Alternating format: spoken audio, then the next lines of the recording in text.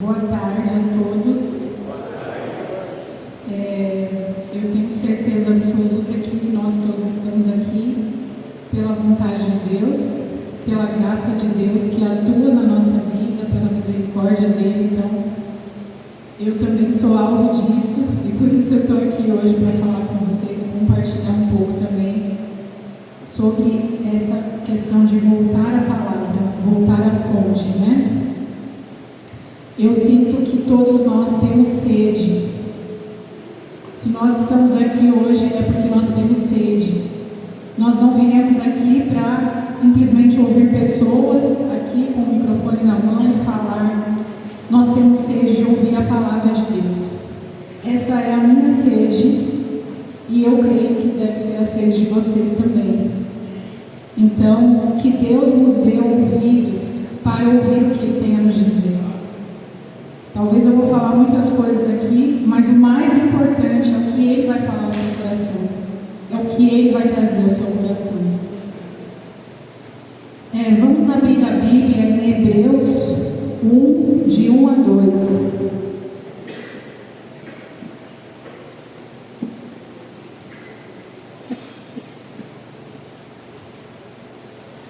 Hebreus 1, de 1 a 2. Diz o seguinte: há muito tempo Deus falou, muitas vezes e de várias maneiras, aos nossos antepassados por meio dos profetas. Mas nestes últimos dias, falou-nos por meio do Filho, a quem constituiu o herdeiro de todas as coisas e por meio de quem fez o universo. Então eu queria que a gente atentasse aqui para essas duas expressões, muitas vezes e de várias maneiras.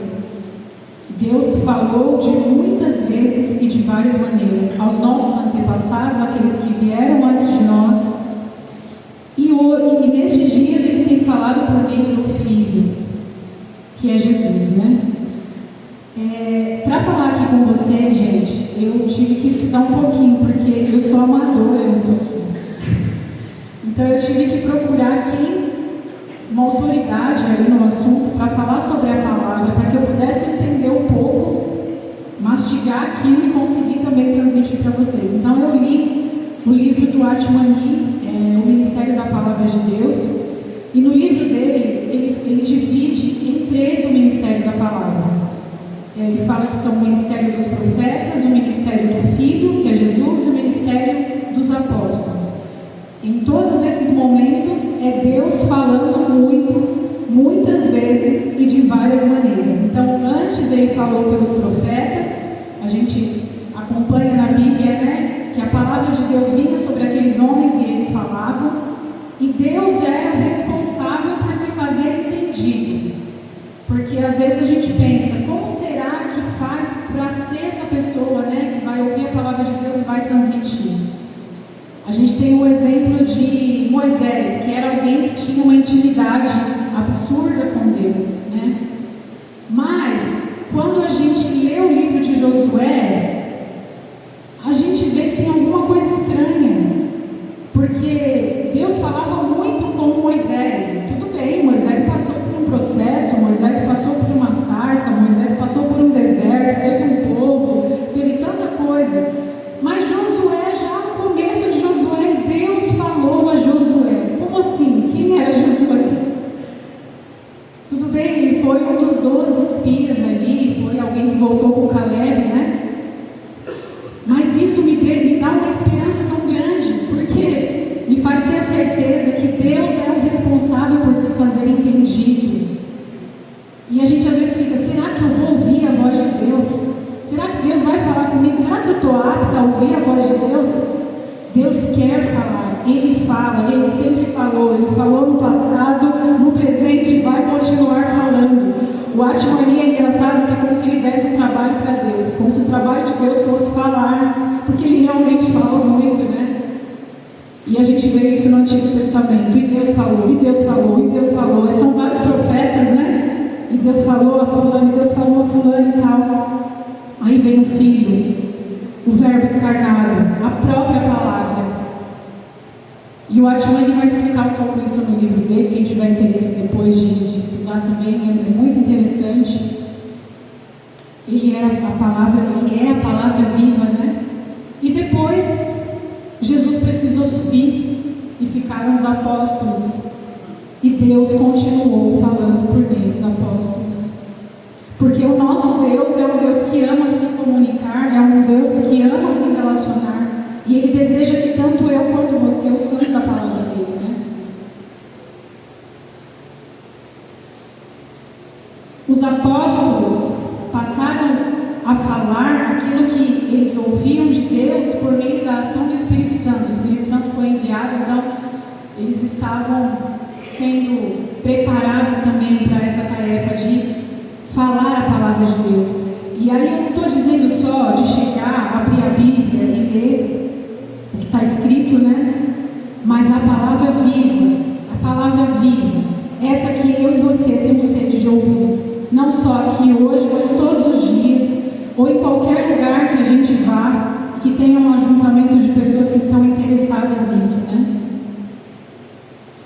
Então, antes, no Antigo Testamento, parece que a palavra e a pessoa eram coisas diferentes, então a palavra de Deus vinha sobre os homens.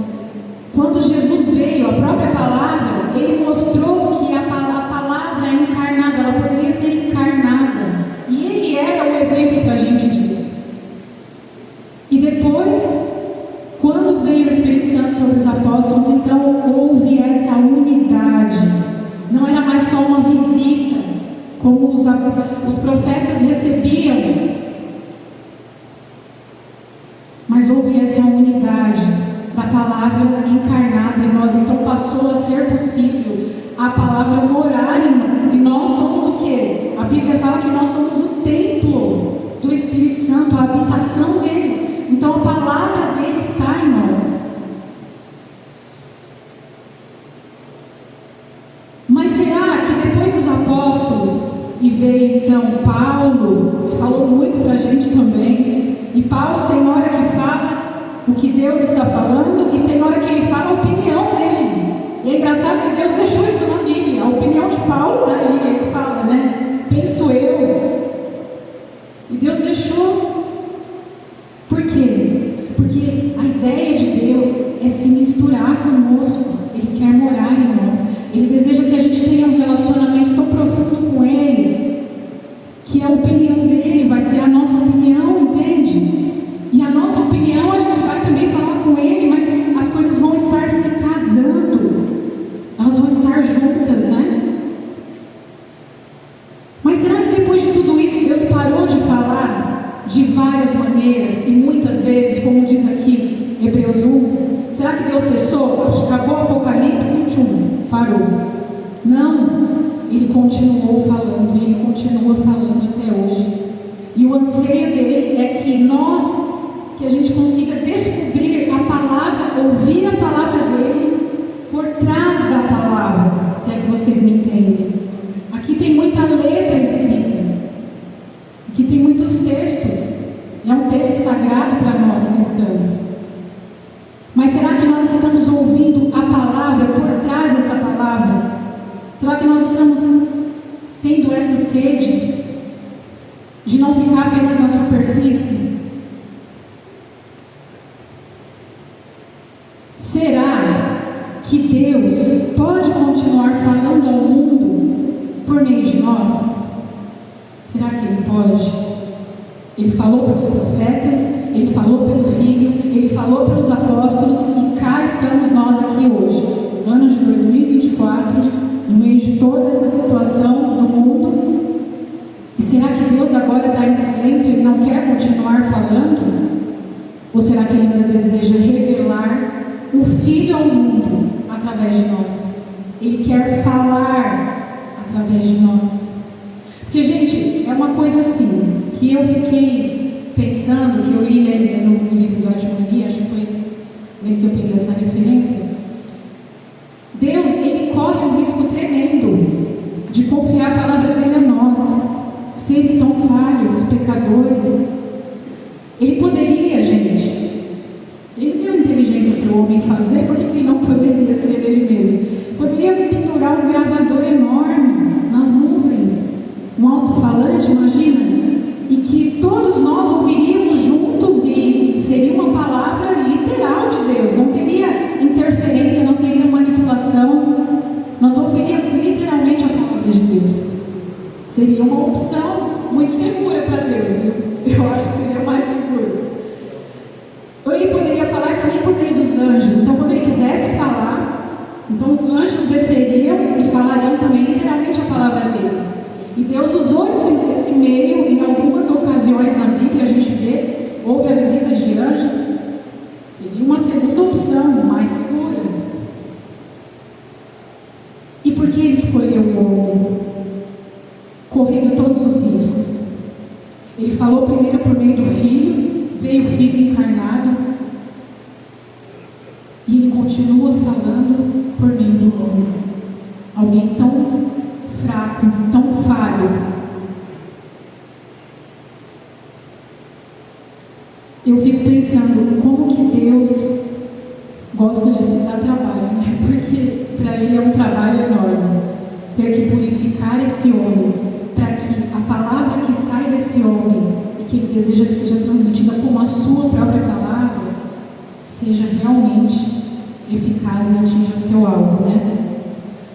A gente confunde um pouco o ministério da palavra com discursos e pregações, e eu fiz muito essa confusão. Inclusive, ter estudado sobre esse tema mudou isso em mim. Tem dois autores, que é um evangélico, que é o próprio Atmani, mas também tem um outro católico, que eu tive a felicidade de conhecer também, que é o Padre Antônio Vieira. O Padre Antônio Vieira viveu no século XVII e o Atmani no século XX. Eu li o sermão da 60ª do Padre Antônio Vieira. Se vocês tiverem também curiosidade, busquem lá na internet que tem o PDF lá, tudo liberado. E o interessante é que eu percebi nos dois, um católico e um evangélico, a mesma angústia a respeito do ministério da palavra, a respeito dessa vontade que eles sabiam que Deus tinha de se comunicar ao mundo, mas eles viam, a angústia deles era tanta pregação, tantos pregadores, mas onde está a palavra viva? Porque se essa palavra viva de fato estivesse sendo proclamada por tantas pregações e por tantos pregadores, qual seria o estado atual da igreja hoje? Vocês acham que a igreja estaria do jeito que está? Se nós, que somos o canal pelo qual Deus escolheu se comunicar com os homens, se nós realmente estivéssemos submetidos a Ele, deixando que Ele falasse através de nós, se a palavra viva dele estivesse aqui presente hoje, a palavra de Deus, quantas pessoas seriam curadas, seriam alcançadas? Porque a própria presença dele não precisa de mais nada. Ela se basta, ela é suficiente. E por que isso não acontece? O Padre Antônio Vieira e o Atmani apontam,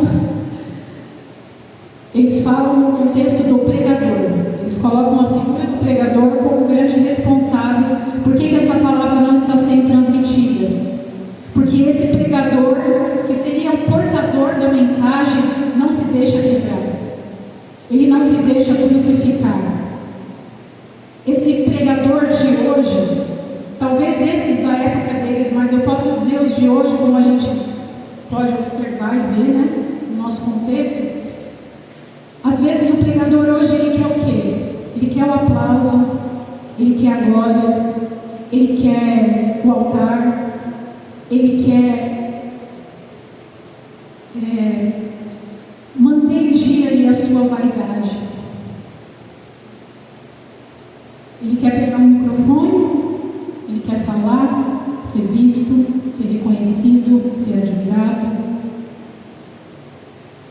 Mas esse pregador, de fato, está rendido a Cristo. Esse pregador, no seu contexto de vida, está se deixando quebrar de verdade por Deus?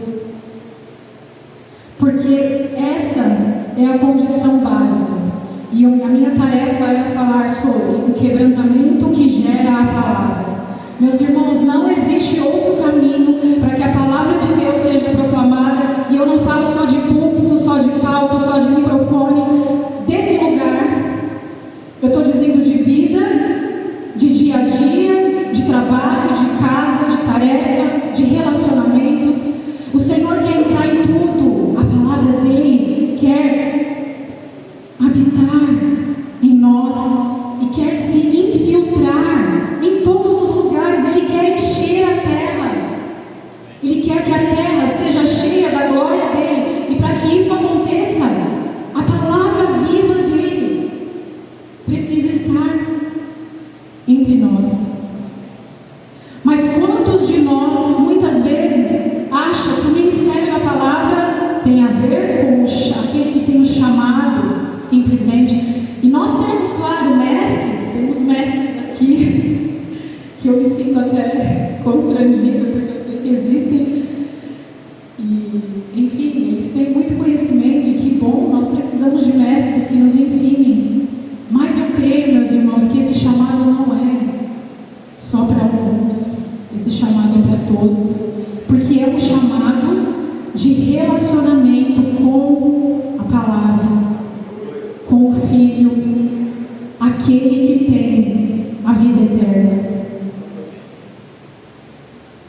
o Verbo vivo. Então, eu creio que Deus, Ele deseja ir mais fundo conosco. Ele deseja que a gente saia da superfície, relacione-se com o Filho através da sua palavra, para que o mundo também conheça Ele, para que o mundo também ouça através da nossa vida.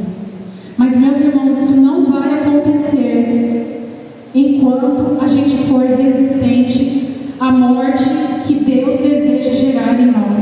Se o grão de trigo caindo na terra não morrer, fica ele só, mas se morrer, dá muito fruto.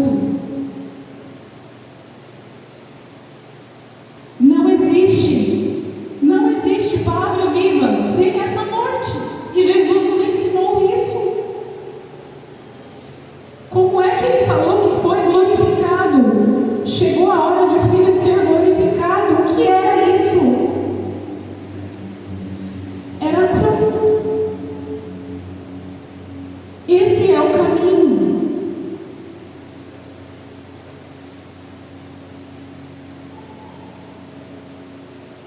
Então, é preciso que esse processo de encarnação da palavra aconteça em nós.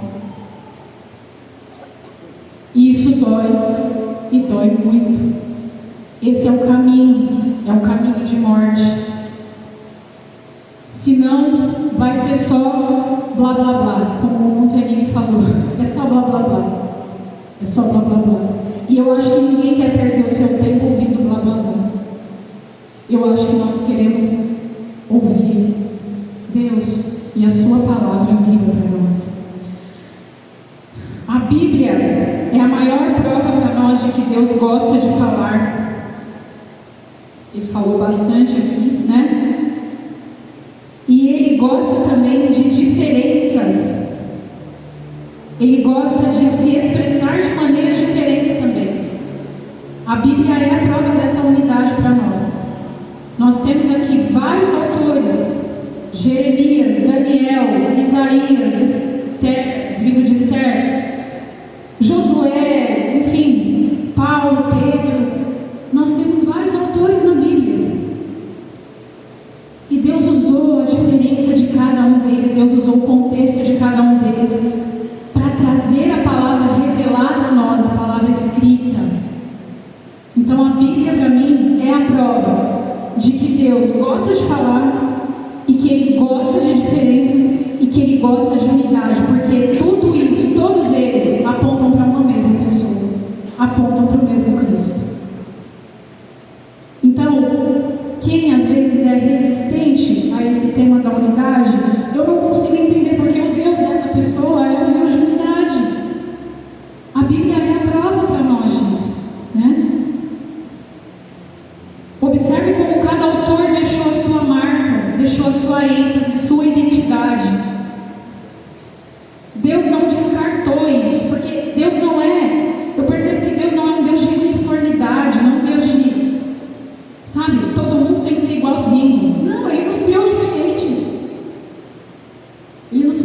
diferentes. Então, Ele gosta dessa diferença que Ele mesmo colocou em nós.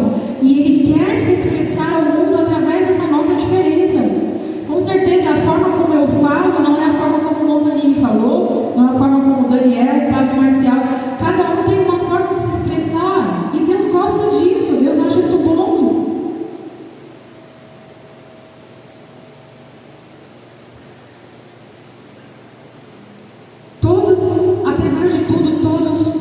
Apesar de todas essas diferenças, todos estão falando do mesmo Cristo e apontando para o mesmo Cristo.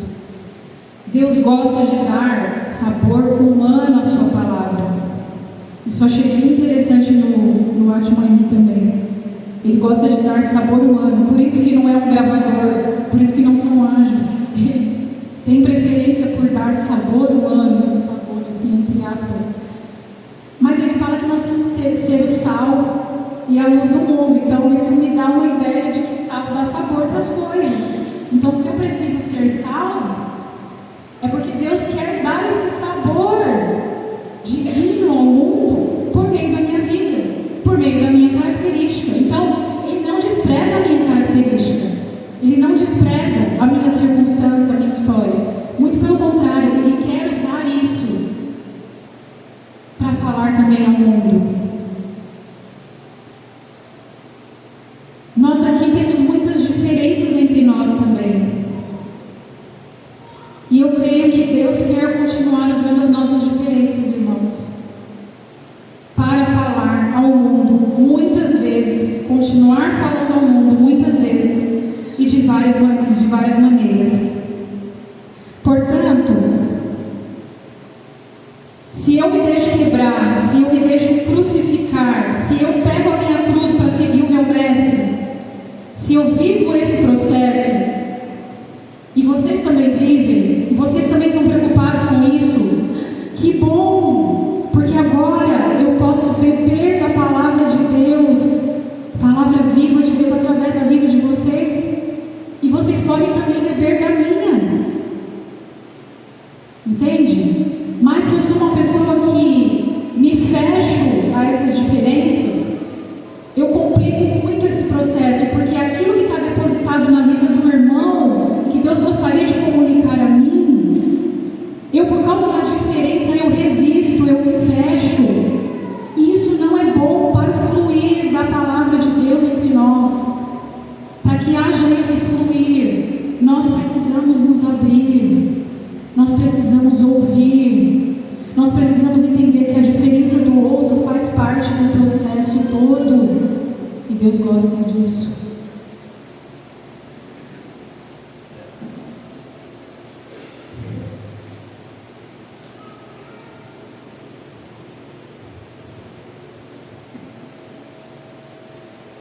Olhando para o Cristo, o que vemos? Alguém que aprendeu a ser obediente por meio do sofrimento. Ele se despiu da sua divindade, rebaixou-se à humanidade e, não satisfeito, foi no lugar considerado mais baixo para a própria humanidade. O que foi que Jesus fez quando Ele encarnou? Ele se despiu da sua divindade, Ele é o Rei. E Ele aceitou toda a condição humana, que já era um nível de rebaixamento para Ele, que é Deus. Mas não satisfeito, Ele foi mais baixo ainda, porque Ele se fez pecado por nós. Ele estava naquela cruz por nós. Ele foi no lugar mais baixo. Nenhum ser humano chegou nesse lugar mais baixo, e Ele fez isso. Ele deu um exemplo para nós, irmãos, de qual é o caminho que nós devemos trilhar. Se o próprio Rei fez isso, quem somos nós para nos acharmos melhor, para acharmos que as pessoas nos devem algo, sabe? Quem deseja entender e voltar à palavra precisa saber que o convite não é outro, senão de se deixar quebrantar por Deus. E isso necessariamente vai envolver dor, sacrifício e sofrimento. Eu vou citar um outro autor chamado Bob Sorge, que escreveu um livro chamado A Cruz. Não sei quantos de vocês conhecem esse livro, mas é um livro também que vale muito a pena. Ele vai descrevendo todos os aspectos da cruz e falando com muita profundidade sobre Jesus crucificado, né? É maravilhoso. Mas o que me chama a atenção nesse livro do Bob Sorge foi que ele fala de 2 tipos de cruz que todo cristão é convidado a aceitar. Ele fala até em termo, ele fala sobre as 2 naturezas da cruz, a substitutiva e a identificacional. A substitutiva é aquela que nós geralmente, aceitamos com muita alegria, porque afinal de contas Ele nos substituiu, Ele foi em nosso lugar. Já a segunda não é tão agradável assim, mas nós também somos convidados a aceitar, que é a cruz que Ele nos convida a carregar. Tome a sua cruz, quem quiser me seguir, tome a sua cruz, negue-se a si mesmo, tome a sua cruz e me siga. Então, e por que Ele faz esse convite? É porque Jesus é ruim, Ele quer ver a gente sofrer? Não é isso. Mas, meus irmãos, Jesus não pode voltar para uma noiva imatura. Ele precisa voltar para uma noiva madura. É uma noiva gloriosa. O Apocalipse fala para a gente, sem mancha, sem ruga, sem mácula. Que maravilhoso. Isso me dá uma esperança, porque assim, como é que Ele vai fazer, eu não sei. Mas se Ele falou que vai acontecer, eu acredito. Está lá escrito, né? Então, para que a gente se torne essa noiva madura e apta para o nosso noivo, meus irmãos, é necessário passar por essa cruz. É necessário aceitar essa cruz. É necessário para que a gente tenha comunhão com o sofrimento dele. Porque a gente quer ter comunhão com a alegria, mas com o sofrimento dificilmente, né? Mas é necessário. Porque senão, como é que essa noiva vai entender esse noivo? Como é que eles vão ter intimidade se ela se negou a atravessar o que ele atravessou? E olha que a gente está falando de um outro nível, né? Não é no nível que ele viveu, ainda é mais fácil se a gente comparar com o que ele viveu, né?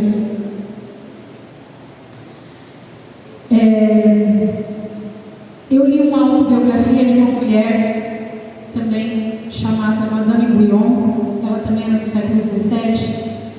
E o que me chama a atenção é que Madame Guyon entendeu tão profundamente que o sofrimento dela aproximava do Cristo, que ela se alegrava quando os amigos não a recebiam bem. Ela entendia que aquilo fazia parte de todo o processo, né? E a vida dela me fez lembrar muito quando os apóstolos falam em Atos 5:41, né? Quando Atos fala: e eles se retiraram do sinédrio, regozijando-se por terem sido considerados dignos de sofrer afrontas por esse nome. Como é que você fica feliz com o sofrimento? Para mim é um mistério isso.